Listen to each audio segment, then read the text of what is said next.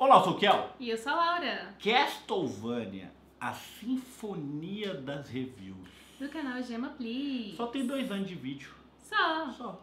Play. Sejam muito bem-vindos a mais um Gema Review aqui no canal Gema Please. E dessa vez eu tenho pra vocês praticamente um longa-metragem. Na verdade eu pesquisei aqui e é mais do que um longa-metragem, porque um longa-metragem tem que ter 70 minutos. A gente tá aqui com... nem sei eu, mas eu já desisti de contar. Eu tô trabalhando nesse vídeo aqui faz uns 2 meses, então pelo santo amor de Deus, eu só quero agradecer aí pelo patrocínio de sempre da Dunk Code. No curso da Dunk Code agora você também cria game.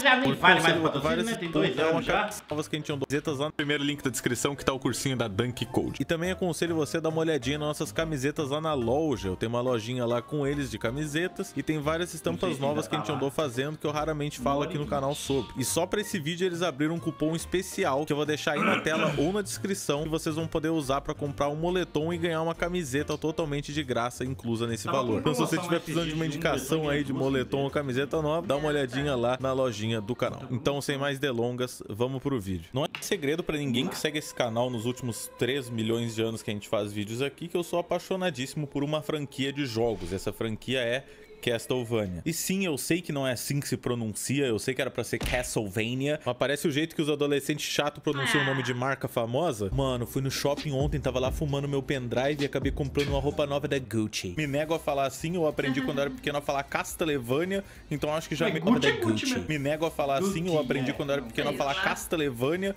então acho que já melhorou um pouco. E se você se incomodar com isso, vai tomar olho do teu c... me desculpa. E hoje, finalmente, eu vim aqui falar um pouquinho sobre essa série pra vocês. Na verdade, não sobre essa série, sim sobre um jogo específico, que é o meu favorito da franquia toda. Só que antes da gente chegar nele, a gente tinha que explicar um pouco da história da franquia toda até chegar nele, porque senão perde o impacto do porquê que ele era tão bom pra época. Então vamos voltar no tempo pra Konami 1900... Por que eu tô falando assim? Então vamos voltar no tempo pra Konami 1969. Sim, é isso que você está pensando.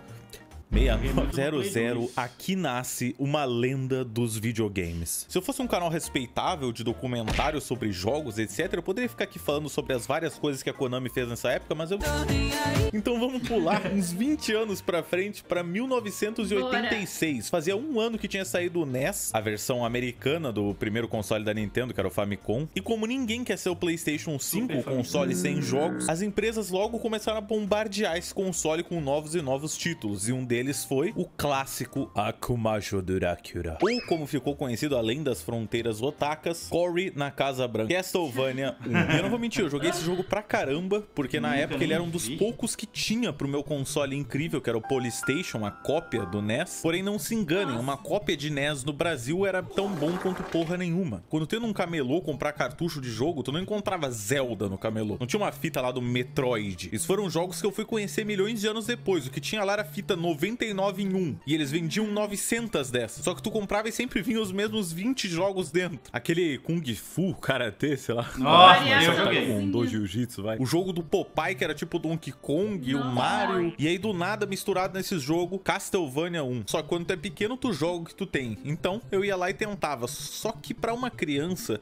alguns jogos de NES eram muito, mas muito difíceis. Então, eu não me lembro de nenhuma vez na minha vida, quando pequeno, eu ter passado da primeira fase. Eu nem descobri quão longo o jogo era, porque eu tava feliz com isso, porque eu era uma criança burra, devia estar comendo areia, não devia nem estar pensando nessas coisas. Nesse jogo você controla o Simon Belmont, o único cara que tem um chicote mais poderoso até do que o do...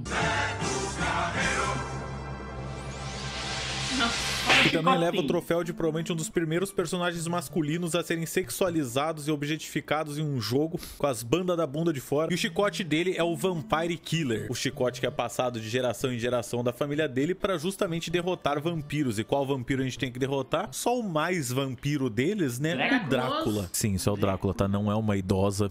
Não espanquem idosa. No que você vai avançando no jogo... Sim, isso é o Drácula, tá? Não é uma idosa. Não espanquem idosa. Gema Please foi legalmente obrigado a passar a mensagem para que não cause nenhuma violência contra idosos.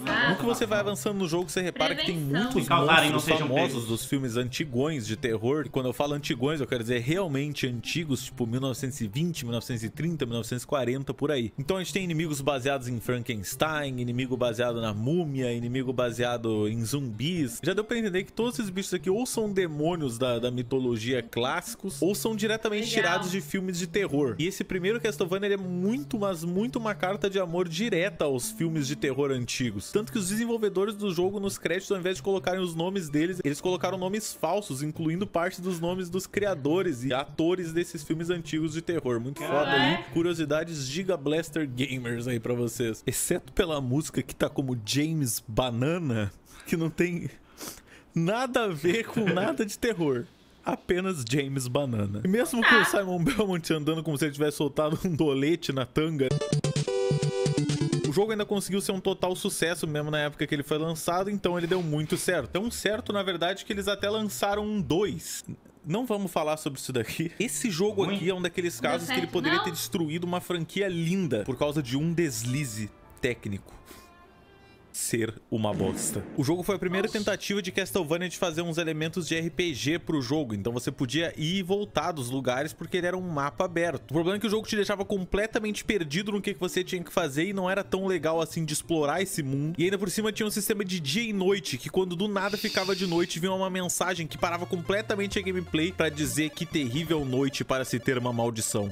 Nossa, que chatice. Que chatice. Vai dormir. Meu peru na tua mão. Então, por ser noite, as pessoas da cidade se escondiam, então você não conseguia conversar com eles pra progredir, e você também não podia fazer muita coisa porque os inimigos do lado de fora estavam 2 vezes mais fortes, ou seja, que terrível noite pra enfiar o controle inteiro no cu. Como se já não bastasse o jogo não te ajudar tendo um sistema super bosta desses daí, você ainda por cima não sabia pra onde você tinha que ir, porque algumas coisas eram simplesmente secretas. Tipo, ficar agachado no canto desse rio por vários segundos por razão nenhuma, até que do nada ele simplesmente abaixa a câmera. Ou meu pessoalmente favorito, quando você tem que equipar 2 itens específicos no inventário e ficar agachado no canto de uma porra de uma parede por alguns segundos, até que do nada vem um tornado, te busca e te leva pro resto do jogo. Isso aí é sacanagem, pô. Mas claro que o jogo não esperava que tu descobrisse sozinho, né? Claro, ele te dava dicas. O único problema é que ele escondia algumas delas dentro das paredes. Então acho que a gente precisa de uma dica para encontrar a dica, né? Olha, eu realmente poderia ficar aqui perdendo meu tempo explicando pra vocês os piores aspectos desse jogo, como você ter que ficar farmando item por um puta tempo, ou o fato de você ter que falar com todo mundo no vilarejo, porque senão você acaba perdendo uma dica muito importante do jogo. Mas não. Eu só vou dizer uma coisa, que outro jogo você pode simplesmente travar o boss final com um foguinho e sentar a porrada nele sem que ele faça nada contra você. Top. Lindo. Mas graças a Deus, depois do tropeço incrível que foi o Castlevania 2, quando saiu o Castlevania 3, ele se tornou um marco histórico dos jogos. Até hoje considerado um dos top jogos de NES e considerado também um dos melhores Castlevanias de toda a franquia, mesmo ele sendo um jogo datado pra caramba. Mas vocês sabem como é que é, não dá pra gente ficar fazendo carinho na própria cabeça pelo nosso sucesso, a gente tem que ir lá e já pensar num próximo título que vai estourar nas bilheterias. E a Nintendo começou a ficar ligada disso, então eles já lançaram seu segundo console, o Super Nintendo. Um dos consoles favoritos dos brasileiros na época. Esse console duplicava a quantidade de cores que você podia ver. Então aquele Mario feioso virou isso aqui, uma bela obra de arte. Mas nem sempre mais detalhes significam que a coisa vai ficar bonita. Por exemplo, tem pessoas que quando você conhece mais a fundo, você acaba querendo arrancar o olho da pessoa com uma faca. E eu estou dizendo isso porque eu não gosto dos gráficos do Super Castlevania 4, eu acho o personagem principal o tosco do tosco. Claramente a transição foi brusca, mas não me entendam errado, não é ruim a pixel art, é ruim os designs, as ideias dos monstros do personagem principal. Tipo, sério, alguém vai dizer que isso aqui é bonito e tudo bem, mas de um ponto de vista de design de hoje em dia, não é mesmo. O bicho é da mesma cor do cenário, isso daqui tá errado isso daqui. Mas eu respeito bastante esse título, porque ele começou a ter uma gameplay muito mais avançada, tu podia atacar com teu chicote em 8 direções agora, pra cima, pra baixo, pro lado. E fora o monstro que parece uma caveira soltando literais fezes pela boca, esse jogo foi um total sucesso. Então a franquia entrou em hibernação por um ano, onde eles pensaram bem em qual seria o próximo projeto deles, e eles então chegaram a uma conclusão muito intrigante: vamos lançar um jogo para um console muito mega foda-se que ninguém lembra sobre ele hoje, o TurboGrafx 16, também conhecido como PC Engine. Se você falar, eu lembro desse console, parabéns, você é velho, ou pior, nerd. Mas para esse console ser um dos melhores Castlevanias da época linear do jogo, que é o Rondo of Blood, e eu não vou nem tentar fazer a pronúncia do nome e roda na sua calculadora. Akuma Jodorakura X Shinorondo. E sinceramente o único problema desse jogo aqui foi ter sido lançado para um console filha de uma puta de sumido, porque o jogo em si é lindo, épico, da hora, demais. Você controlava o Richter, que era esse homem Melhorou azul bastante. ali, ainda com um chicote clássico da família Belmont. Rau. Esse jogo veio pra provar que Castlevania podia sim ser um jogo bonito com aqueles gráficos. Rapaz. Os designs dessa vez Então. vieram e se apoiaram com a pixel art foda e épica que o jogo tinha. Ai, que jogo lindo. Ai. O Drácula não parecia mais uma senhora de idade, agora ele parecia realmente uma ameaça. O jogo até começava com uma cutscene, isso mesmo, uma cutscene com animações épicas, estilo animes. Você aí que gosta de um Attack on Titan. Em 94 saiu Bloodlines, que era pra algum console da SEGA, foda-se. Foda-se. Tem a Torre de Pisa. Tu pisa na Torre de Pisa. Depois disso eles viram, lançamos esse Round of Blood pra aquele console lá em 93. Não jogou tanta gente assim porque ninguém tinha como do console. Vamos dar um jeito nisso daqui. Vamos lançar em 95 o jogo de novo, só que dessa vez muito diferente e muito mais... como eu posso dizer, cagado, pra Super Nintendo com o nome de Drácula X. Menor, não fode Drácula X, só jogo se o nome do jogo foi Drácula XXT, porra. Então eles relançam o Round of Blood retrabalhado, e quando eu digo retrabalhado, eu quero dizer muito retrabalhado. Tipo a diferença do Phineas de lado pro Phineas de frente. Tu meio que sabe que é o mesmo cara, só que tem algo que você não consegue apontar que te causa traumas. Brincadeiras à parte, o jogo não é ruim, ele apenas acaba caindo muito na sombra do antecessor dele, porque o outro jogo era realmente muito incrível. Então tem algumas partes que os gráficos não estão lá essas coisas, tem partes que a gameplay muda completamente pra pior, tinha coisas mais divertidas acontecendo no anterior, mas nada que impeça esse jogo de ser um jogo. Até porque ele tem o primeiro e único Drácula maromba de 6 metros de altura que você vai ver nos jogos. Esse daí faz o Léo Stronda chorar de noite. Shape inexplicável. E aí finalmente a gente chega em 97 e alguma coisa acontece dentro dos escritórios da Konami. Tava pra sair um novo console chamado Nintendo 64. O que eu tenho a ver com isso? Chegou a promoção Nintendo em 3 vezes sem juros. Que ia ser a revolução 64. Eu comprava aquelas revistas tipo Pokémon Blue, tá ligado? Esses bagulho. Nerdão, E tinha uma página só com as promoções. E eu ficava olhando e pensando, mano, eu acho que eu nunca vou comprar um videogame desse. E eu tava certo. 3,133 na época. E quanto que não era hoje? Impossível, cara. Salário mínimo Eu passava devia um ser mês. 680. Eu passava um mês com 10, 12 reais, tá ligado? Não dava, não tinha como. Não deu. Que ia ser a revolução 3D dos jogos, né? A gente não ia mais precisar ver esse bonequinho bobo andando em 2D por uma tela. Agora a gente ia poder ver ele em total 3 dimensões épicas e gamers. Profundidade, altura e suco gamer. Os 3 componentes que faziam esses jogos poligonais serem radicais. Então, segundo relatos, ao que tudo indica, a Konami dividiu o time do Castlevania em 2 times. Um ia trabalhar no novo jogo para Nintendo 64, que deveria ser do Balacobaco, que eles acreditavam que ia ser o que ia explodir o mercado em vendas. E os outros iam seguir trabalhando em um jogo 2D, só que para um outro console lá, o Sony, PlayStation, sei lá o que.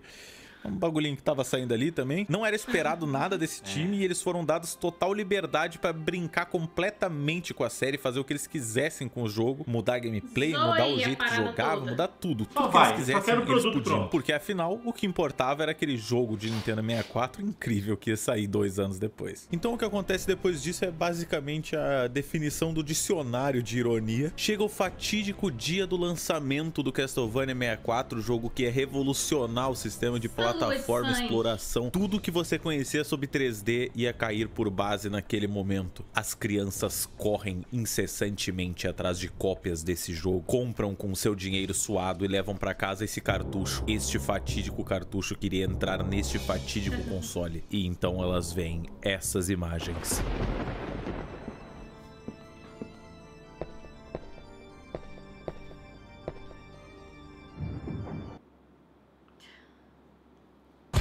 Vou tentar ser o mais justo possível aqui nessa review de 10 segundos sobre esse jogo, mas ele não é bom.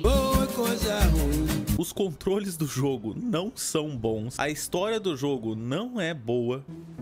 Eles acertarem absolutamente nada. Você é uma vampira? Coisinha estranha. Por que você não tem medo? Vampira. Apenas vampiros e demônios vivem aqui. Andar por aí de forma tão despretensiosa pode custar sua vida. Eu não posso desobedecer os ensinamentos de meu pai de jamais atacar os fracos. Que porra é essa, Que mano? chato, Que velho. E por mais insano que isso vá soar, eu preciso informá-los que ele é feio.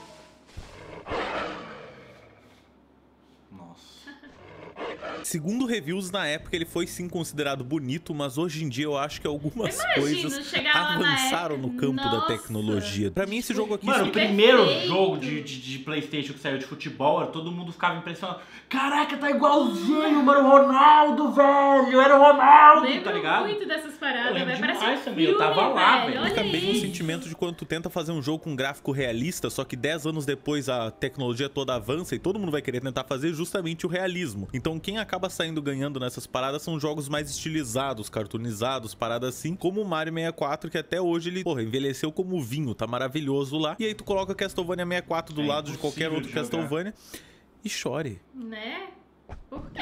Na época do começo do 3D, deve ter parecido loucura as pessoas quererem seguir fazendo jogos 2D. E acho que a Konami realmente tava botando muito pouca fé no time do Symphony of the Night, porque provavelmente ia ser o último jogo 2D da série se tudo desse certo. Mas, pro choque de ninguém hoje em dia, aquele time pequeno e completamente livre de qualquer pretensão acabou criando um dos melhores títulos de PlayStation 1 da história. Também, né? Depois de tanta tentativa... Mesma coisa com a Lara Croft, sim, velho. Tamo junto, Muzi. 97, velho. Eu só fui jogar no PlayStation lá pra 2000, mano. 97 ninguém tinha. Nem locadora, porque eu não tinha nem nada. Eu tinha um primo Fleiba que tinha. 97 ali, mesmo? Que aí eu ganhei em 98. A história do Symphony of the Night, na verdade, ela caminha lado a lado com a história do Koji Igarashi, um dos empregados da Konami na época do lançamento do Symphony of the Night, que incrivelmente gostava tanto da série Castlevania que pediu pra ser mudado de setor só pra poder trabalhar nesse jogo. Ele iniciou trabalhando num Castlevania que era pro 32X, que acabou sendo completamente cancelado, e isso levou ele a trabalhar diretamente depois no Symphony of the Night. O trabalho dele inicialmente era só escrever e programar algumas coisas no jogo, só que na metade do projeto por aí aconteceu uma promoção dentro. Ela jogava antes de mim, não. Eu comecei a jogar videogame, eu comecei em 96. Não, eu fui jogar em 98 ou 99 que eu ganhei um Super Nintendo. Eu não ganhei o Super Nintendo, minha irmã ganhou o Super Nintendo, só que eu não consegui desgrudar dele. Eu jogava esse meu primo toda vez, era assim, toda vez que lançava uma PlayStation, ele jogava o que ele tinha fora, dava pra quem fosse e ganhava um novo, velho. Na época eu ficava assim... da empresa, e ele acabou subindo junto como diretor assistente. E a partir daí ele começa a ter espaço para dar as ideias que ele queria poder dar no jogo, e logo vocês vão ver que sem esse cara, esse jogo não teria sido a mesma coisa. Antes da gente passar pro primeiro capítulo já sobre o jogo, eu só quero deixar bem claro que o jogo teve dois lançamentos importantes. Um foi pro PlayStation e o outro foi pro Sega Saturn. E na verdade o que tem mais conteúdo acaba sendo de Sega Saturn, mas o que a gente vai estar vendo aqui hoje é o do PlayStation, que é o mais famoso de todos, e todas as diferenças eu vou listar para vocês ao longo da review aí. Relaxa, meu irmão. L'histoire du jeu. A história desse jogo vai falar do What is a Man, mano. Eu já vou falar disso. Vamos. O quê?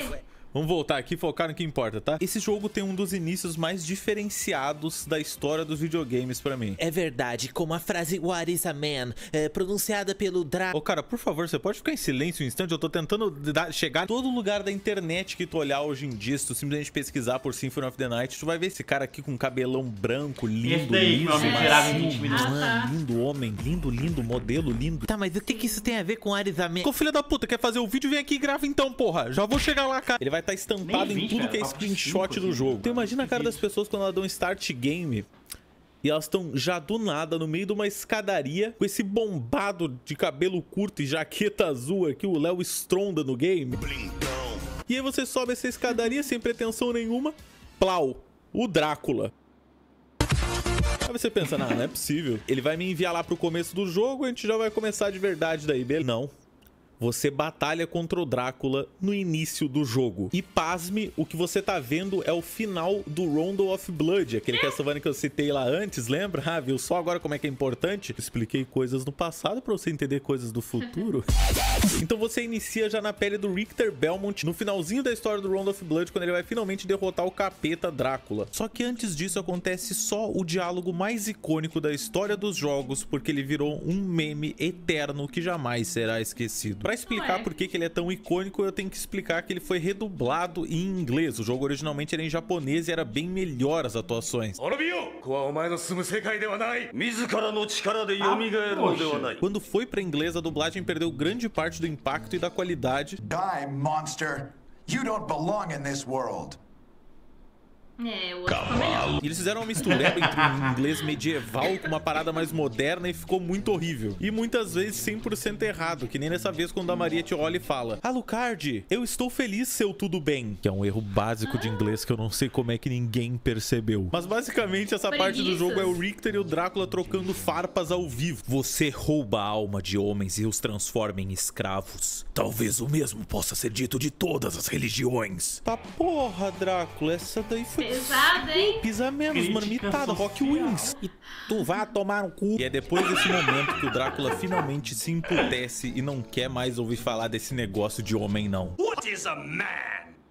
A miserable little pile of secrets. E então essas palavras ecoaram por milênios e milênios de memes. O que é um ganso? Uma miserável pilha de... O que é o Natal? Uma miserável pilha de presentes. What is a man? A miserable little pile of secrets. Drake, que foi? Cadê a porta? Die, monster!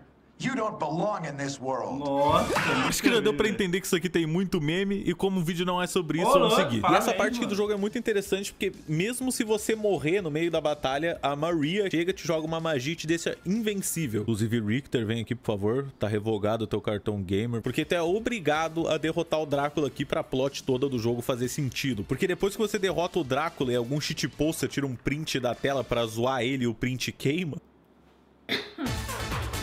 Que é mais ou menos realmente o que acontece, mas por que a foto...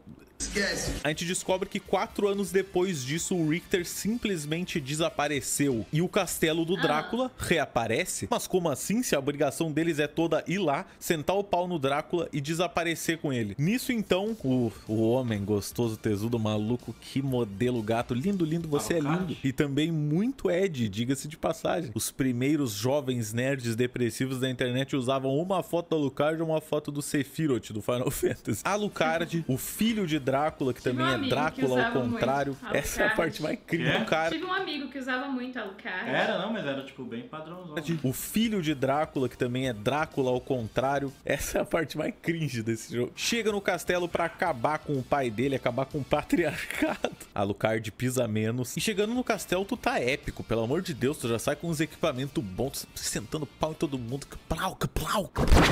Não tem um bicho que fique na tua frente, tu tá derrotando todo mundo, tá todo mundo virando fogo, explodindo, tem frango na parede, só coisa que faz sentido. Você entra numa sala e aí do nada a morte. Não literalmente, até porque você já tá morto, você é metade vampiro, mas a personificação da morte, né, que é uma das comparsas do Drácula. Sei lá eu como que ele conseguiu esse tipo de gangue. Hashtag Squad Gold. Aí ele te manda uma trela ali. Ô, Alucard, tô vendo que você voltou pro castelo, você quer participar aqui das nossas tramóias? Aí o Alucard fala, vai tomar no cu. Então me dá essa porra aí. E leva os equipamentos do Alucard, não leva a vida dele, não leva nada, apenas todos os equipamentos dele, incluindo o Xiaomi Redmi Note novinho dele, a BMX irada pra cacete que ele tinha comprado no último mês. Filha da puta, essa esquelética do cacete, vai ficar maromba, vai trabalhar lá com o Léo Stronda, entendeu? E agora largado e pelado nesse castelo, infelizmente não realmente pelado, o Alucard tem que encontrar novos equipamentos pra conseguir seguir a exploração dele. Avançando mais um pouco, tu acaba encontrando a Maria, que é a parceira do Richter, e ela tá procurando por ele. Onde é que ele tá nesse castelo enorme? O que pode ter acontecido com o meu homem? E nessa parte tem um Throwback Thursday muito foda. Por que eu falei isso, velho? Que o Alucard lembra de já ter ouvido o nome Belmont. E aí aparece um spritezinho dos jogos antigos, que é o Trevor Belmont do Castlevania 3, onde ele auxiliou o Trevor Belmont a derrotar o pai dele de novo, né? Porque puta que pariu. Alucard tem daddy issues. Porém, avançando no jogo, o Alucard acaba também encontrando o Richter, finalmente. Nossa, você estava aqui no castelo mesmo. Tem alguém te procurando. Por que você não sai desse castelo? O que aconteceu com você, meu compatriota? E aí o Richter prova que ele virou o Coringa. E pior, do Jared Leto. a gente descobre o plot twist épico de que o Richter, na verdade, se tornou o Lorde do Castelo. Ixi. Ou seja, ele sentou o pau no Drácula e acabou aí ganhando os direitos do aluguel da pensão. Depois de derrotar 2 dos monstros que o Richter tenta atacar em ti pra te matar, você avança um pouco mais no jogo e acaba encontrando a Maria de novo. Nisso ela te avisa, olha só, eu acho que esse maluco não está passando bem, tem algo de errado, esse vagabundo não faria uma coisa dessas. E ela te dá, então, os óculos sagrados. Ô, vagabundo, eu tô com cara de quem veio aqui pra uma consulta no oftalmo. Então a gente sai por aí matando todos os capangas do Drácula, todos os chefes que tem. E um desses capangas é justamente uma sucubus, que sim, é o equivalente de uma e-girl de 1500. É uma mulher demônio do sexo que busca, né, levar suas vítimas para a cama e matá-los com beijos mortais. Eu tenho uma foto dela carregada aqui nesse dispositivo. Vamos ver qual é o efeito que ela dá em mim.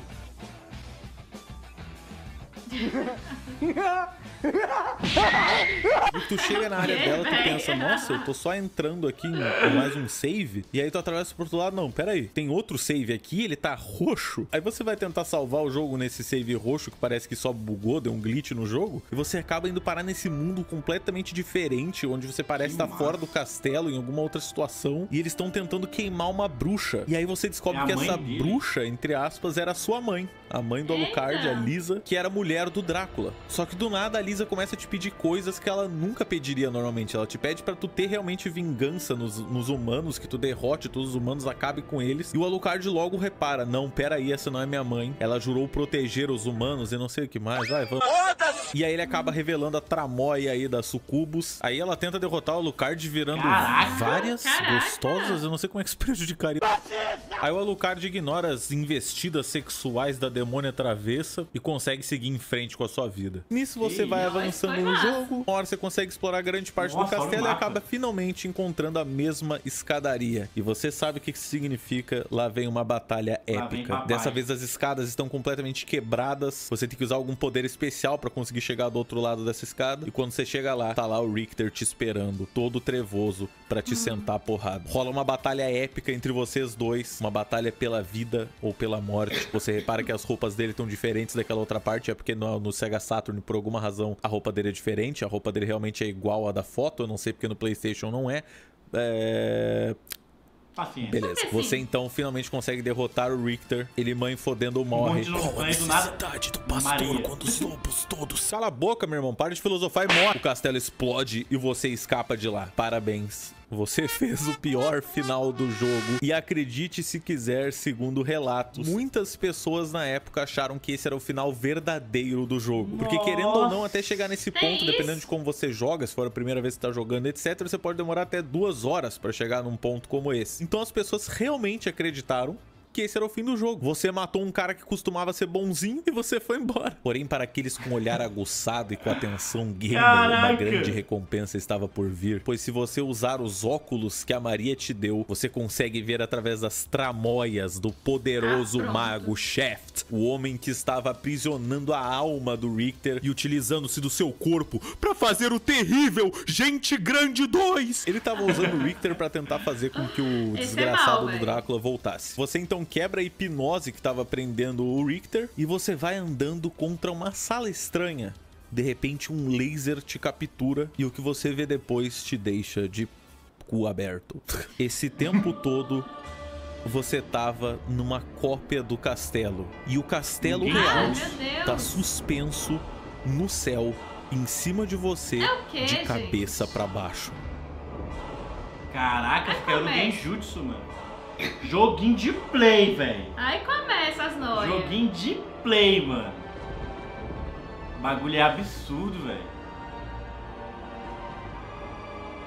Só que eu confesso que é um pouco difícil. E chegando nesse castelo você descobre, caramba, eu tava recém na metade desse jogo. Chefes novos. Cala sua boca! Praticamente 90% dos inimigos completamente novos. Por mais que alguns sejam só uma caveira amarela flutuante que não sai do lugar. A única coisa que tem aqui é o mesmo layout do castelo, só que dessa vez de cabeça pra baixo. Ou seja, ainda dá pra se divertir, ainda dá pra ter o mesmo layout do castelo, só que dessa vez de cabeça pra baixo. Ou seja, ainda dá pra se divertir, ainda dá pra repensar movimentos. E foi uma ideia muito genial na época, porque assim eles não precisaram gastar tanto espaço de memória, nem tiveram tanto trabalho e ainda assim expandiu o jogo muito. Mas acredite se quiser, para derrotar o Drácula você precisa você mesmo trazer ele de volta.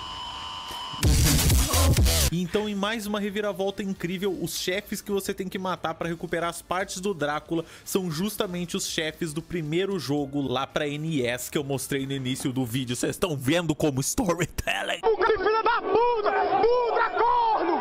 Filha da Luciana Henrique, viadão! Então, depois de matar os 5 canalhas, você reúne os pedaços do Drácula e vai pra um lugar que tem uma vagina com um olho no meio, senta o pau no chefe, junta os pedaços do Drácula igual bonecão de Lego e finalmente tá lá ele, pai e filho se reencontrando, Fiuk e Fábio. O Drácula obviamente quer acabar com a humanidade pelo que eles fizeram com a Lisa, ou a Alucard... Porra é essa, Alucard? Ele quer fazer o que a mãe dele queria de verdade, que é proteger os humanos, por mais merda que eles sejam. Então eles se sentam uma porrada mesmo. E aí, finalmente, no final da batalha, a gente tem uma das frases mais épicas que já existiu. Você já está fadado à derrota há muito tempo, desde que perdeu a habilidade de amar. Oh! Profundo. Cringe. Depois dessas palavras finais que trazem uma moral pesada digna de um filme estilo Clique, o Drácula pede perdão pra Lisa, se despede do Fiuk e vai embora. Agora, com o pai morto, esse carinha aí tá livre de toda responsabilidade e pode curtir essa vida de adolescente maluca dele. Porém, a Alucard acaba reparando que ele não tem mais a pensão e morre.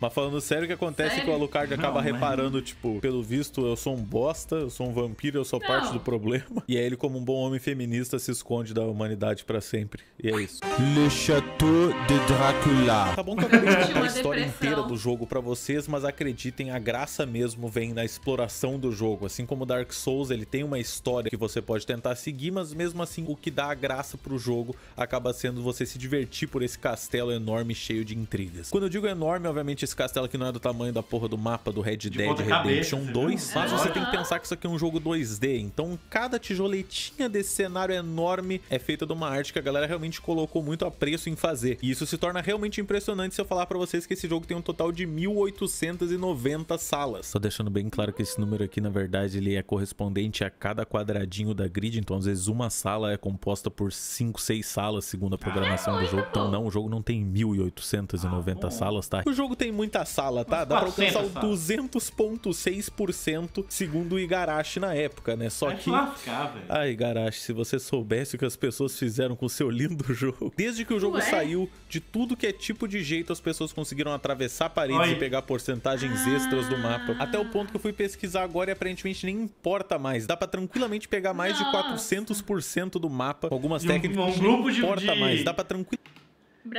Brasileiros que fazem bug em jogo, tá ligado? Os glitchers. Claro. Realmente pegar mais de 400% do mapa. Algumas técnicas que eu tô mostrando um cara aí fazendo, que é o Bug 7139. Se alguém quiser ver os vídeos lá no canal dele, ele manda muito bem, ele consegue fazer esses bagulho aí como se não fosse nada. E mesmo eu tendo explicado pra vocês que o jogo não tem 1890 salas, digamos que ele ainda tenha 300 salas por cada castelo. Isso é muito conteúdo que alguém foi e desenhou cada quadradinho perfeitamente do jeito que tinha que ser. E os cenários desse jogo você consegue sentir o amor que foi colocado nisso daqui. Que é muito comum nos jogos de hoje em dia a gente fazer um tile set, ou seja, uma base das artes daquele cenário inteiro. Então, digamos assim, o teu jogo tem 6 mapas. O primeiro mapa vai usar esse tile set e tudo vai ser igual a isso. Só que o Symphony of the Night não. O Symphony of the Night, desde aquela época, ele tinha vários tile sets pro mesmo mapa. Então tem áreas do castelo que chegam a ter 5 salas completamente diferentes no mesmo espaço. Isso é um nível de detalhe e apreço pelo que eles estavam fazendo que é absurdo. Vocês têm que entender que hoje em dia isso é um tipo de jogo muito normal, mas na época o que tinha que era parecido com isso era Metroid e talvez Zelda, que você podia ir numa área do jogo e depois voltar. Praticamente todos os jogos até esse momento eram estilo Mario, você avançava, você nunca mais voltava pra trás porque nem tinha porquê. A história era completamente linear, tanto que hoje em dia o termo pra descrever esses jogos de aventura e exploração de mapas em 2D é Metroidvania.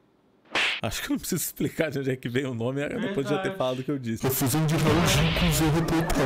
O jogo tem no total mais de 20 áreas diferentes. E eu te prometo que cada uma dessas vai ser uma aventura completamente diferente. Justamente por causa dessa atenção ao detalhe que eles têm. Tipo, você inicia numa sala que tem umas árvores no fundo. E no que você atravessa pra outra, você já tá num corredor com muito mais coisas luxuosas e de pedra, assim, de mármore que teria num castelo da nobreza. Só que você ainda consegue ver aquelas árvores janelinhazinhas que tinham E é na entrada diferente. passando por trás. Com Cada aquele efeito janela, de tá ligado? profundidade que é chamado de parallax, que enquanto você se movimenta, o cenário atrás se movimenta em outra velocidade. Depois disso, você avança e tem água, do nada, como se alguém tivesse inundado o castelo do Drácula. Tem que chamar um Detalhes. encanador aí, hein?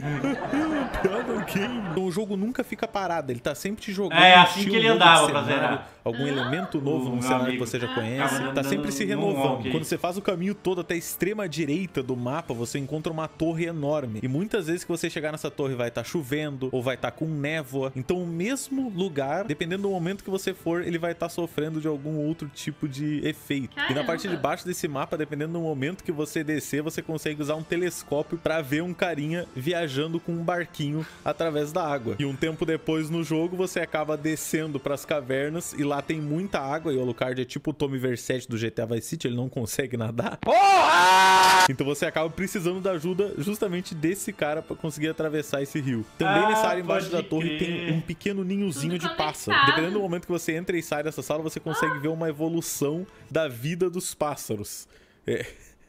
É tipo Azul, National Geographic 2D esse negócio. Passarinho vem, coloca um ovinho, nada. nascem mais pássaros, é uma doideira. Às vezes você entra numa sala, você quebra uma parede e já pensa que esse é o maior segredo do mundo. Só que aí você fica parado dentro desse buraco na parede e depois de alguns segundos, do nada, você desce num elevador mágico.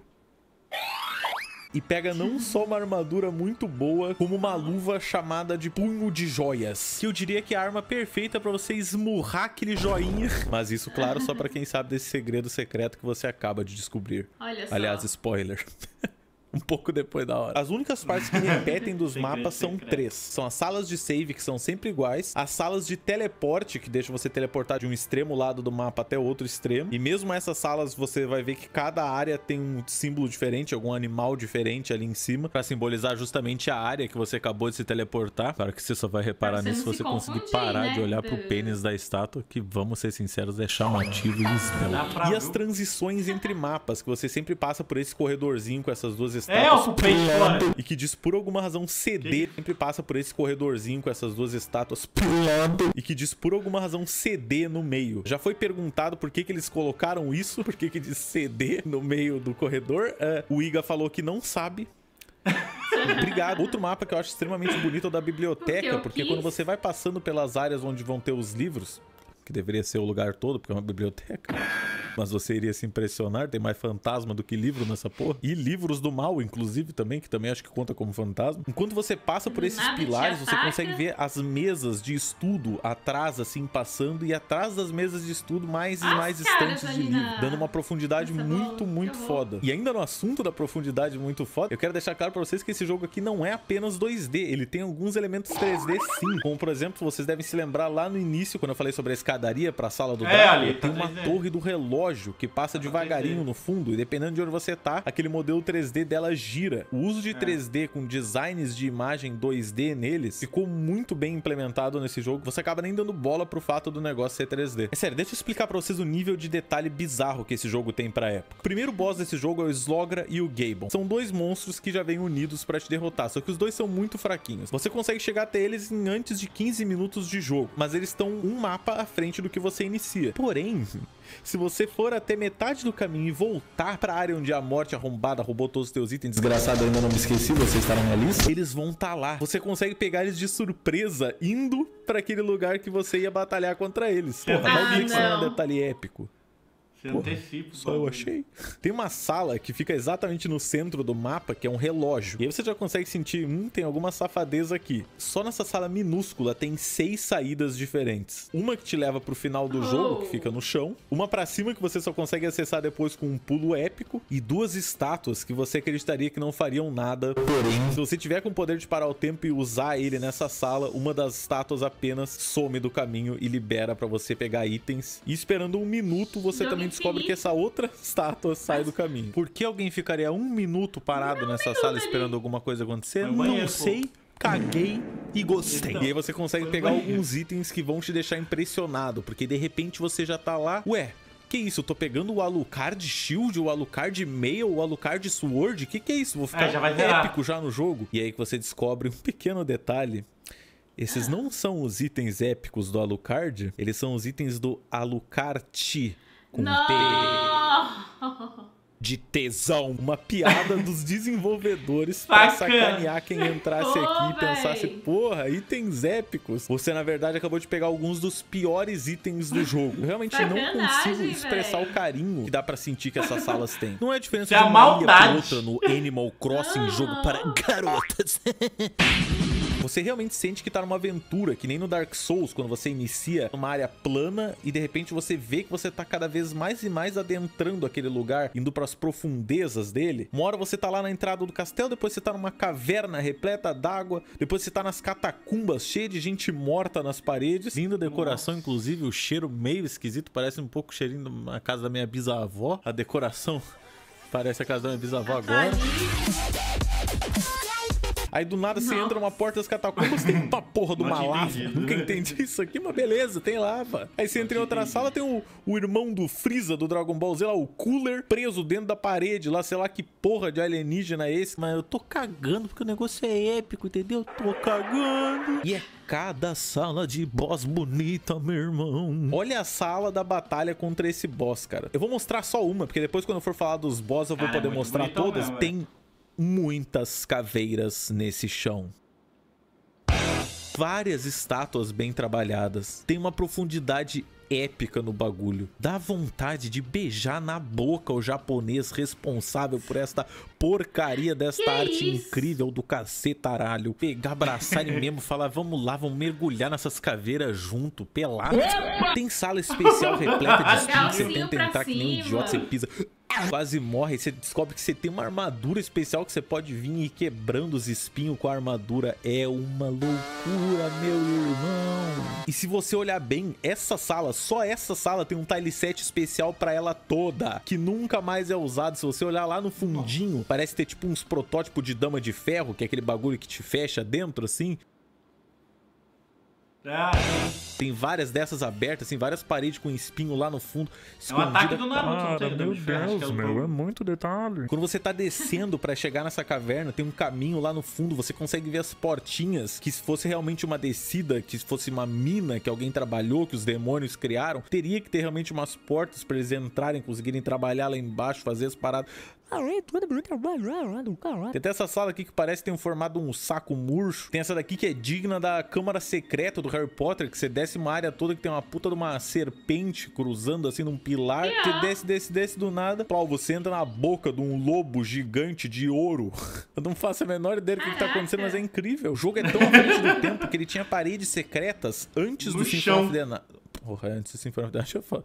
Antes do Dark Souls, e eles já tinham inventado a meteção de louco de colocar duas paredes secretas na mesma sala. Eu, quando eu era viciado nesse jogo, eu não sabia sobre essa outra sala. Eu fui descobrir com o tempo. Quanto mais eu olho o mapa aqui, enquanto eu tô falando essas coisas e tentando dizer salas que eu acho legais pra você, mais eu encontro salas épicas. Tem o Coliseu, onde você conversa com o Richter, que você mal vê essa sala. É uma sala inteira trabalhada pra ter, tipo, uma boss fight que não dura nem 5 minutos e você sai dela e nunca mais você dá bola. Tem uma igreja imensa que você consegue ver a luz batendo nos vitrais e fazendo a iluminação deles no chão, tudo em 3D. Quando você sobe muito no castelo, você acaba encontrando uma área que ela no céu, você consegue ver o céu de lá de dentro e tipo, passam as nuvens assim com efeito meio bizonho, na verdade, que negócio que parece muito rápido. Quase o clipe de Californication. E o mais legal de tudo é que não necessariamente as áreas fazem sentido entre si, tipo, do nada uma das áreas vai estar com uma meia lua, aí você vai pra outra área, a lua tá lá cheiona pra caralho, você demorou pra chegar, cenário. Você vai pra uma, tá de dia, você vai pra outra, tá de noite. Só que eu juro por Deus, ninguém dá bola pra isso quando tá jogando, porque é simplesmente lindo. Você fica embasbacado quando você tá olhando pro cenário.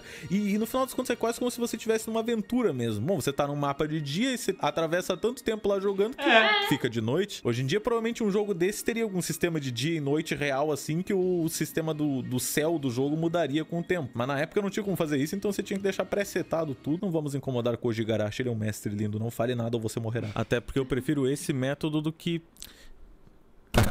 tem essa sala de um confessionário que é completamente especial e desnecessária. Que se você senta de um lado, tem a chance de vir um padre te acolher ou um padre FDP te dar uma estocada com uma arma. E se você sentar na cadeirinha do padre, tem uma chance de vir uma mulher ser acolhida ou uma mulher te dar um monte de espadada também.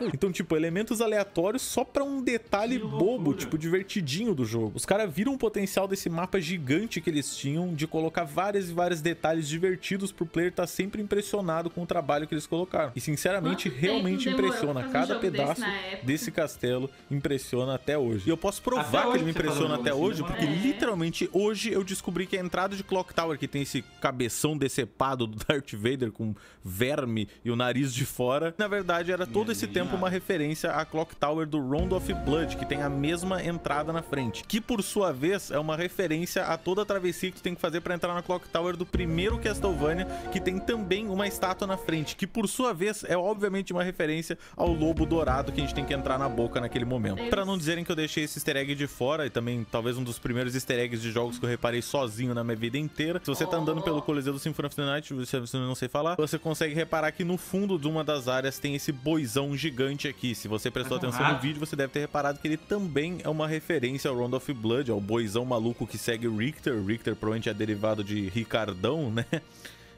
Entenderam? Porque ele corneou o corno. E vamos lá pro momento Sega Saturn. Incrivelmente, na versão de Saturn você tem 2 mapas novos, que é a prisão amaldiçoada, sei lá do que, e o jardim subterrâneo, que eu acho o mais legal desses dois aí. Mas seu achismo não vale aqui. Isso é uma review e não um canal de opinião. Nossa, chega, moleque, eu não te aguento mais. Ambos têm gráficos completamente novos. Um canal de opinião. Nossa, chega, moleque, eu não te aguento mais. Ambos têm gráficos completamente novos de cenário e também tem inimigos novos. O único problema é que os inimigos dessas áreas são toscos, meu irmão. Acho que só ver os inimigos por imagens desse jogo aqui já foram suficientes pra eu nunca querer jogar essa versão. Porque tem inimigos incríveis como Fantasma de Lençol, que tal a Árvore Sorridente. Pô, gostei. Tomar no cu. E sinceramente a coisa que pra mim sempre foi a mais legal dessa área é que no PlayStation eles não conseguiram colocar ela. Só que logo no que tu entra, a primeira tela que tu vê do castelo tem uma aberturinha assim embaixo. E aí você fica se perguntando como é que entra aqui na gameplay normal, só que no fim você nunca entra lá. Só que claro, sempre tem alguma artimanha safada que nos deixa atravessar esse buraco e ver que tem o início dessa caverna, onde na versão de Saturn você acabaria entrando pro jardim. Nessa versão você só consegue chegar até um save point. Esse save point tá todo detonado, tá tudo meio estranho, porque ele não tava programado, ele tava pela metade. Então fica eternamente a dúvida de quão bom poderia ter sido essa área se ela tivesse saído ainda pro PlayStation. E ainda no assunto de coisas que misteriosamente foram deixadas no jogo, com os códigos especiais você consegue acessar essa sala de debug, que é onde normalmente os desenvolvedores testam o jogo. Então dá pra ver que tem bastante bloco de colisão pra justamente testar se ela tava funcionando. Eu lembro de ver isso aqui quando eu era menor e ficar muito encantado com essa ideia de conseguir ver o que rola por trás dos jogos. É tipo ver um making off de um filme. É justamente o que pode instigar uma criança ou um jovem a querer produzir jogos. É ver esse behind the scenes. Só que nesse caso pode ser um pouco assustador porque tem um idoso japonês falando sobre o trabalho dele na Konami. Ave Maria!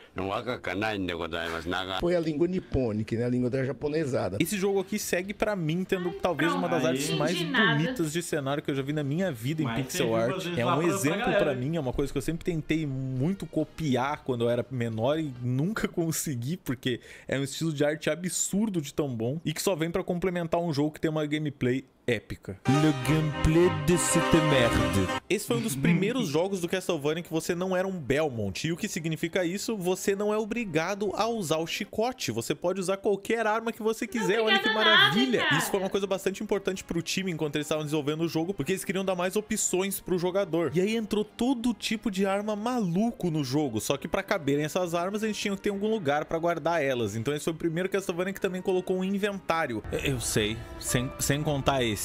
Sem contar, inclusive, o momento curiosidade gamer aí, o Igarashi informou numa entrevista uns tempos atrás que esse menu aqui, na verdade, não era pra aparecer assim. Esse menu é feio pra caramba, porque ele, na verdade, foi feito por um programador e não por um designer, porque não deu tempo de acabar o menu melhor antes de lançar o jogo. E a mesma coisa, inclusive, aconteceu com a introdução do jogo, que tem um castelo em 3D. Um funcionário lá disse que conseguia fazer sim a tempo, ele até conseguiu, mas ficou sem textura. E nesse inventário você guardava armas, itens, equipamentos, equipamentos, todo Demorou tipo de tempo coisa que você demais. pegava. E aí com tantos slots vazios, você pode começar a criação de coisas muito malucas. Tem uma espada que ao invés de você balançar ela, você joga ela pra frente, ela cria um rastro escrevendo uma palavra em alemão, que acho que é verboten. Vou deixar pra vocês traduzirem aí, porque eu tô com preguiça. Mas sinceramente, eu acho que deve ser alguma tradução tipo Laranjinha. tem uma espada que é um drop raro de um monstro que tu tem que ficar entrando e saindo das salas, farmando ele até o momento fatídico em que ele dropa a arma. E no que você pegar essa arma, você se torna indestrutível. É sério. Ela ataca tão rápido que é impossível você tomar um sequer hit de algum inimigo. O único problema é que como você tá fazendo um movimento repetitivo por 30 minutos, como se você fosse o Charles Chaplin, sentando o pau numa camisinha voadora, do nada você começa a se acostumar demais a entrar e sair dessa sala pra tentar dropar o item. Então, às vezes, ele dropa e você só sai da sala por instinto. Isso já me aconteceu umas 3 vezes na vida, me levando a perder aí pelo menos 1h30 da minha vida de forma completamente inútil. E um dia eu vou querer essa 1h30 de volta quando eu estiver na minha cama, no último suspiro, olhando pro rosto de minhas crianças e dizendo: você é louco, valeu a pena pela Crysai Green. Um item que é uma foto do Drácula que tu pega e quando usado ela cria uma foto do Vlad Tepes Drácula atrás do Alucard gigante, que é aquela pintura clássica. E esse jogo aqui, inclusive, é um dos poucos jogos em que vale a pena você usar um escudo. Eu normalmente não sou fã de escudos e, na verdade, mesmo nesse jogo eu evito usar o escudo. Até porque normalmente ele só serve pra você se defender de algum projétil, um ataque de espada mesmo, ele não consegue segurar, sabe? É, que nem um escudo deveria. Na vida normal. Foda. Porém, tem uma arma que, quando equipada junto com um escudo, cria uma magia especial pra cada um dos escudos. E aí, meu amigo, vem coisa maluca. Tem um cabeção decepado. Tem a medusa atacando uns laser tentaculoso do olho. Tem uma mina com bumbum bacana. E acredite se quiser, você pode summonar o espírito de uma vaca.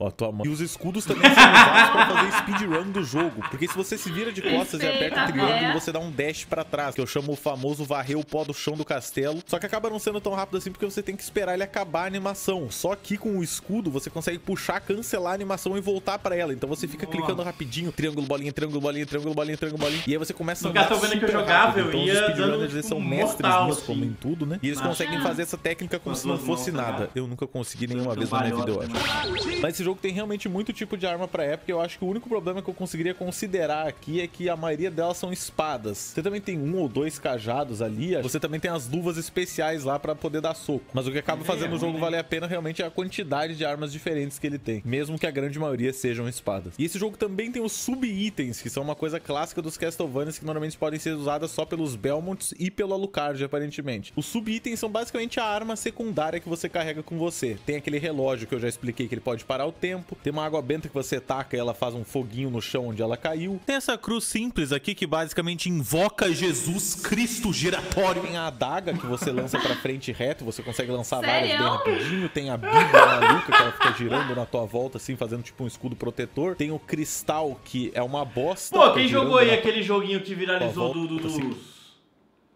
Vampire Survivors, eu acho, tá super... Agora já passou o hype. Tem exatamente essa bibliazinha que fica rodando. Fazendo tipo um escudo protetor. Tem o cristal, que é uma bosta.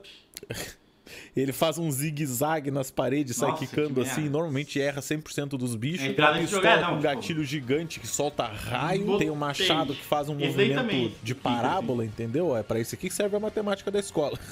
Pra jogar machado. E finalmente, pra fechar com chave de anos colossal, tem a mãozinha que joga sal. Chave de, você viu, né? Rimou sem querer, eu juro por Deus. Essa mãozinha que joga sal. Finalmente, pra fechar com chave de anos colossal, tem a mãozinha que joga sal. Colossal. Sem querer, eu juro por Deus. Essa mão é estúpida. Ela só vai, joga um salzinho no chão como se fosse aquele meme do cara jogando sal que já tá mais do que batido hoje em dia. E aí tu reza pro bicho passar e pisar naquela porra. Não consigo imaginar uma situação em que isso vale a pena. Não recomendo. Retiro tudo que eu disse no último meio minuto pesquisando aqui. Eu vi gente que realmente é profissional no jogo usando a porra do sal direito e acertando os monstros e aparentemente ele consegue sim dar um ataque forte. Vou usar? Não. Quanto aos equipamentos, a gente tem vários que são bem interessantes de comentar. Por exemplo, um que eu acho que eu já comentei também, que é a armadura que deixa você quebrar os espinhos. Não faz nenhum sentido, porque ela é só um peitoral, mas você consegue quebrar espinhos com ela. Seu pé aparentemente se torna parte da armadura. E por falar em pé, tem uma bota que você pode vestir, que segundo a descrição, ela te deixa mais alto. E eu medi, e é verdade, você fica alguns pixels mais alto. O jogo só estica a sua imagem verticalmente, mas eu acho um detalhe tão incrível que eu precisei colocar no vídeo. Tem uma capa que deixa você mudar a cor de fundo dela. Então, essencialmente, se você quiser, você pode andar pelo castelo com uma capa cor de croma, colocar uns memes divertidos, cheat posters atrás da imagem do jogo. Tem uma armadura especial que deixa você ganhar vida enquanto você anda. Então, a cada 3 segundos andando, você recupera 1 de vida. Mas isso daí é bom pra quem gosta de um bom esporte e de sair de casa pra se mexer um pouco mesmo, agora ainda mais nesse corona. Não sei o que foi isso, desculpa, gente. E a armadura mais épica de todas,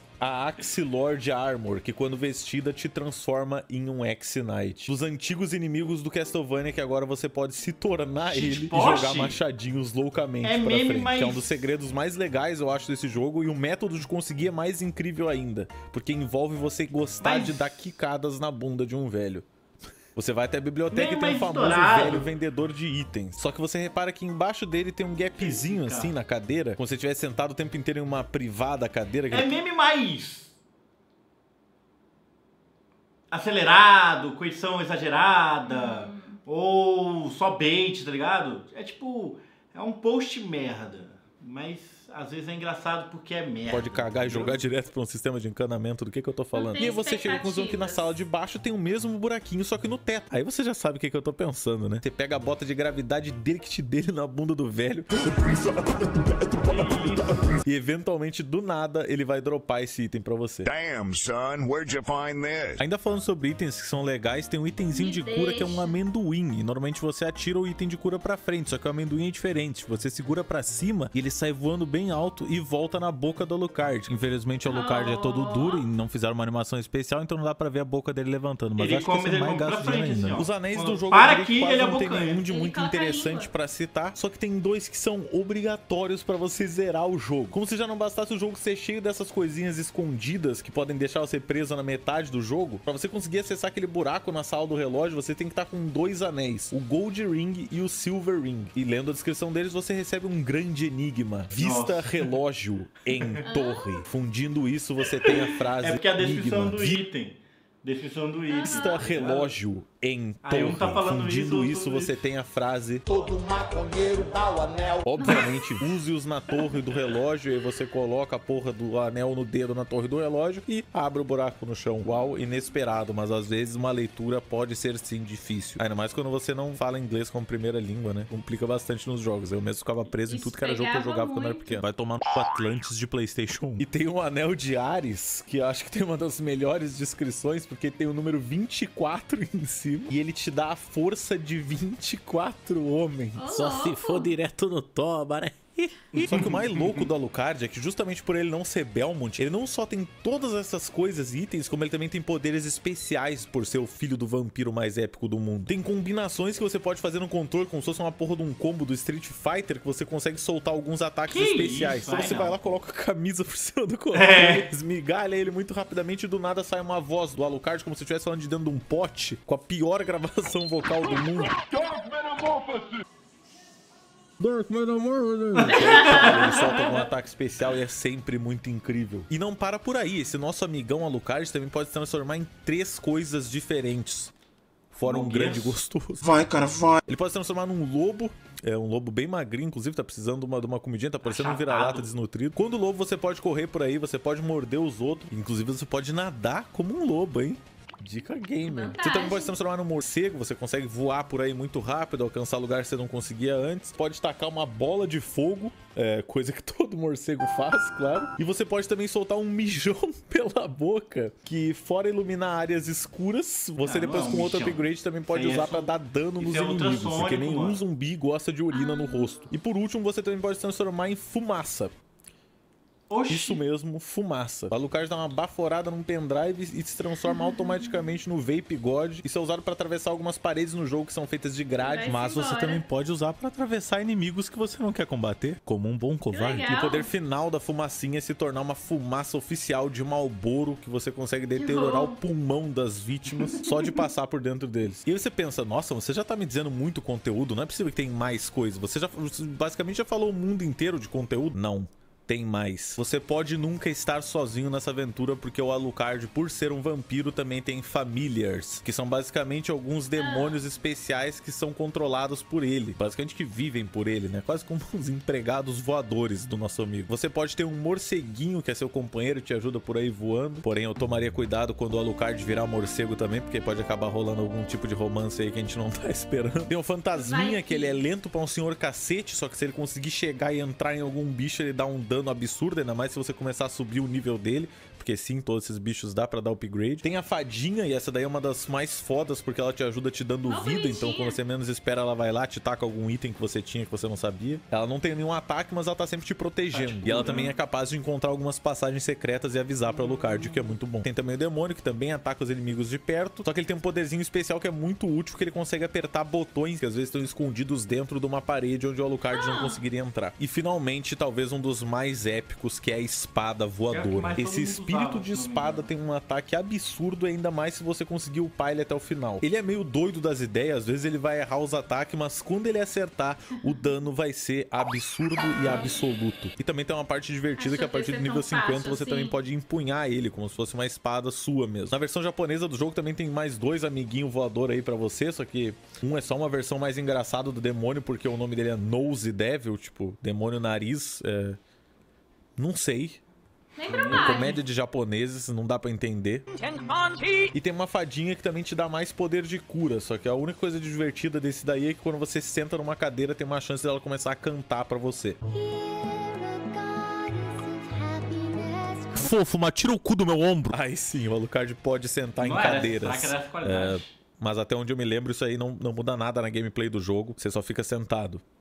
E tem uma animação especial que eles gastaram dinheiro pra fazer. Tá aí, ó. Tempo e dinheiro colocados nisso. Se não tiver de bom tamanho pra você, você também pode jogar no Lucky Mode, usando um código especial. Quando você for entrar no jogo, você coloca o seu nome como essa porra aqui que parece, sei lá, uma chave do Pix. E aí você pode entrar no modo que você tem mais sorte, mas acho que o jogo é mais difícil. Colocando o nome Richter no menu, você também pode jogar como Richter. Então sim, tem toda a campanha, só que agora como um Belmont. Você também pode jogar direto como o Axe Armor, né? Aquele lá que eu já comentei sobre. Só que a versão de Saturn, obviamente, teria mais coisas, né? E lá vamos nós.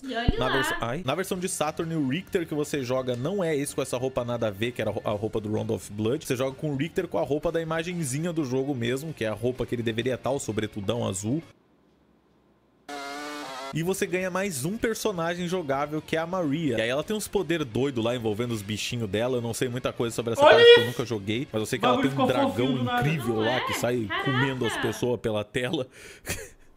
Parece absurdo. E o único problema de você ter tantos poderes incríveis, armas divertidas, amigos épicos pra te ajudar, é que acaba tornando o jogo relativamente fácil, dependendo da arma que você estiver empunhando. E é uma das maiores críticas que as pessoas têm atualmente contra esse jogo. Ele é meio desbalanceado porque os inimigos e os boss acabam ficando só muito fracos. E por falar neles, vamos falar um pouquinho sobre Le Merde qui habite ces terres pourries. Esse jogo aqui também trouxe uma coisa chamada bestiário, onde você pode ver todas as bestas, né, os monstros que você derrota. É tipo como se fosse um glossário dos monstros. É uma coisa que já existia no Pokémon, que tinha inclusive a frase Gotta catch 'em all, justamente tenho que pegar todos eles. Era a vontade que dava, porque por alguma razão a gente tem essa satisfação em ver que a gente completou uma lista de coisas que antes haviam buracos. O ser humano é burro e estúpido, e sente conquistas em coisas fúteis, graças a Deus. E esse jogo não é diferente dos outros Castlevanias. Vários dos inimigos clássicos dos jogos antigos estão de volta, como os esqueletos, os morcegos, os zumbis, os homens peixe, a marionete loira gostosa que voa, metade do corpo de uma mulher que parece uma cigana presa pela cintura no rabo de um monstro gigante sem olhos, verde todo deformado e contorcido, com dedos que parecem as pontas de tentáculos de um polvo. Só coisa básica. Brincadeiras à parte, esse castelo é gigantesco e você sabe que eles vão ter que trazer todos os inimigos que eles já fizeram na vida e mais pra conseguir ocupar esse espaço. E eles conseguem, amigo. Tem esse vagabundo que gira essa bola de ferro e joga ela longe. Te dá um dano absurdo no início do jogo, mas apenas se você jogar mal pra cacete. Como eu, um grande game. Nos jogos antigos a gente tinha uma medusa de cabeça voadora, que já era estranha o suficiente. Só que nesse jogo aqui a gente vai um passo além. A gente tem uma cabeça de medusa voadora amarela que se encosta em ti e te petrifica. Então fica vindo ondas e ondas dessa porra, como se você estivesse entrando no mar e os peixes viessem te cumprimentar. Você toma porrada de tudo quanto é lado dessas medusas e toda hora você tá sendo petrificado. Só tem uma coisa boa em ser petrificado nesse jogo, que existe uma chance mísera de você se transformar nessa gárgula épica e foda aqui, super Ed. Que acredito eu que talvez seja pra ser aí, quem sabe, a forma de demônio do Alucard, né? Vai saber. Pô, na moral, eu tava atrás agora. Eu tava atrás de um vídeo pra colocar, pra mostrar pra vocês a gárgula. Olha a qualidade desse vídeo. Nossa senhora. O vídeo tá rodando a 1 frame por segundo, parece Nossa! uma apresentação. Eu pensei que tava câmera lenta. Parece uma planilha do Excel o negócio, mano. 2008, esse é o problema de pegar footage pra essa porra desse jogo. Um dos boss do jogo é inclusive um doppelganger do Alucard. Doppelganger é basicamente uma cópia tua, uma réplica da tua aparência, e ele inclusive tem os ataques do Alucard. Só que esse boss acaba se tornando um dos mais toscos do jogo quando você descobre que você pode só parar o tempo, que ele fica paradinho. Toma, esse é o mesmo. Cara, é tipo mérito, tá ligado? Pô, é sério, o cara que fez esse vídeo aqui que eu tô mostrando pra vocês é muito ruim pelo... O cara pausou o tempo com o monstro dentro dele, sentando a porrada nele no canto. Só tinha um dever. Um dos inimigos que me deixa mais triste nesse jogo de ter que derrotar é o guerreiro da coruja. Porque eles são dois inimigos juntos. Ele é um guerreiro e ele tem uma coruja. Se você matar ele primeiro, a coruja fica triste e te ataca. Se você matar a coruja primeiro, ele cai de joelho no chão e fica lá de luto. E é uma das imagens mais tristes dos jogos. Cruel, e claro, velho. o Alucard, como uma pessoa de bom coração que ele é, se aproveita do momento que o cara tá debruçado pra sentar porrada nele.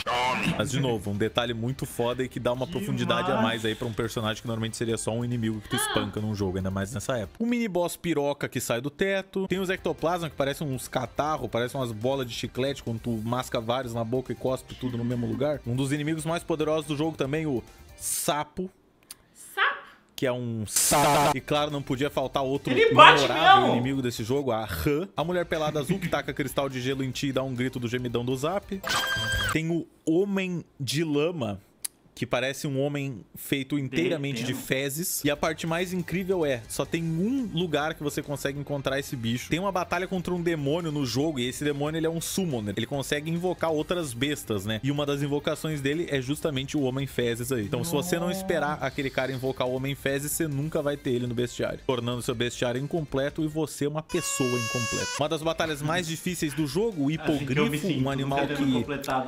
eu não sei o que faço, porque sempre que eu chego na batalha a gente só senta porrada nele num canto, ele não se mexe. O Akmodan, eu não sei o que faço, porque sempre que eu chego na batalha a gente só senta porrada nele num canto, ele não se mexe. Tem o Karazuman, eu não sei o que faço, porque sempre que eu chego na batalha a gente só senta porrada nele num canto, ele não se mexe. Tem o boss que é finalmente a medusa inteira. Eu não sei de onde tiraram tantas cabeças de medusa, se a medusa existia no universo esse tempo todo e tinha só uma, mas tudo bem. E a medusa inclusive é outro daqueles boss que eu não sei o que faço, porque sempre que eu chego na batalha a gente só senta porrada nele num canto, ele não se mexe. O maluco insano da voadora maluca. Uma das batalhas marcantes também é o Minotauro e o Lobisomem na mesma batalha, porque eles são inimigos que tinham também no Round of Blood. Um inimigo que eu simplesmente gosto do design é esse daqui, que são dois caras carregando uma cabeça decepada de demônio que cospe fogo. Eu não sei por que eu acho isso legal, mas simplesmente sempre achei um design bacana. Até porque se você quebra só um deles, a cabeça cai assim no chão. Só que em compensação, se você consegue quebrar a cabeça primeiro, um deles tenta dar no pé correndo rapidaço. Que tem coragem. E um que eu acho muito bonita a pixel art é o Valhalla Knight, que é esse cavaleiro que anda a cavalo, só que o cavalo dele só tem duas pernas, porque ele tá cortado pela metade. Mas o gráfico dele é muito bonito, eu sempre achei muito boa a animação dele andando. Tem esse idoso aqui que parece algum vilão do Scooby-Doo, que reclamaria dos malditos adolescentes do cachorro idiota e depois tá com o foguinho do lampião dele. Tem o armadura com cabeça de cavalo, tem o armadura com cabeça de leão, tem o boss que passa do Voldemort roxo chique pra uma lagartixa grande de pé. Eu não sei. A pele dele explode, ele vira um monte de osso e aí ele explode de novo. Um dos inimigos mais perigosos do jogo inteiro, a Lápide, que pula em você. A Sucubus, mulher sexy linda. A mulher presa dentro de uma flor, mulher sexy linda. Um dos boss mais bizonhos de todos, o Gran Falun, que todo mundo hoje em dia conhece como Legion, que é justamente uma legião de almas presas em uma grande bola que fica sempre caindo pessoinhas de dentro dela. E aí você tem que destruir essa legião de pessoas pra conseguir alcançar a bola pra bater de novo. E aí do nada cai um pedação e revela que por dentro ela tem esses tentáculos que atiram um laser. É uma maluquice. Mas o cenário é... Tem todo tipo de esqueleto também. Tem um esqueleto bumerangue, tem um esqueleto normal, tem o esqueleto gorila, que ele é extremamente importante pra conseguir acessar uma parte do jogo, porque tu tem que fazer ele te acompanhar até uma certa plataforma pra que ele jogue o barril dele e estoure essa plataforma. É um saco fazer ele até lá. Eu não sei porque que inventaram isso. Eu não sei porque nenhum dos nossos ataques de fogo não explodiria a mesma barreira, mas tudo bem. Barril, diversão, Donkey Kong. Tem esqueletos com mosquetes, tá ligado? Aqueles rifles antigões. Tem um esqueleto que carrega a própria cabeça. Tem um esqueleto que chuta a própria cabeça. Ele fica toda hora atrás da própria cabeça, só que ele acaba chutando ela, daí ele sai correndo atrás dela só pelo som. É uma batalha incrível. E uma curiosidade que eu acho muito legal é que o Iga falou que quando eles estavam desenvolvendo o jogo, eles queriam fazer um esqueleto especial, que ele ia ser o esqueleto do candelabro. Porque esse jogo inteiro tu anda por aí quebrando candelabros, e de dentro desses candelabros sai um coraçãozinho que representa a tua mana. Tu quebra candelabros pra pegar mana pra ti, pra tu poder usar as magias. O problema é, se tu entra e sai de uma sala, o candelabro simplesmente reapareceu. Quem recolocou esse candelabro? Aí que entrava o esqueleto dos candelabros. Ia ser um esqueleto que quando você entrasse rapidinho em outra sala, ele ia estar repondo aquele candelabro que você estragou. Eu acho uma ideia muito divertida e que ia ser um detalhe muito interessante pra colocar no jogo, que é basicamente explicar como é que itens respawnam. Isso é muito cabeça. Mas tem até esqueleto verde que solta Kamehameha, então eu acho que eles já fizeram tudo que eles podiam. Tem uma cobra de osso bizonha, insana, que é controlada por um anãozinho.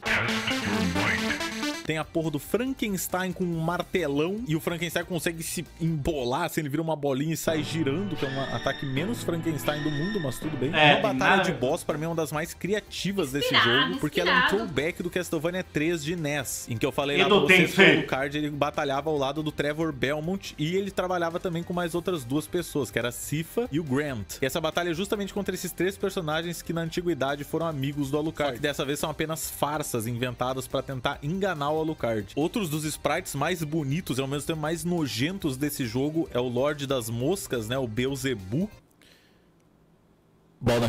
E ele aparece nesse cenário que é imenso, e ele tá todo pendurado por ganchos, e a carne dele tá aparecendo, e você tem que acertar os membros dele, e aí você acaba decepando cada membro, e o membro cai, tipo, pegando fogo, estourando, e enquanto isso tem, tipo, uns abelhão, umas moscas gigantes tentando acabar contigo. É uma batalha bizarra, mas pra mim, talvez uma das mais épicas e marcantes do jogo, justamente pela dimensão desse boss, que ele não cabe na tela inteira o tempo todo. Outro boss que também não cabe na tela inteira é o Galamoth, que ele foi inventado justamente para ser o boss mais difícil do jogo. Os ataques dele são incríveis. Ele tem uma vida absurda. Pra mostrar pra vocês quão absurda a vida é dele, o Beelzebub, que eu acabei de falar, que é gigante, tem 2000 de vida.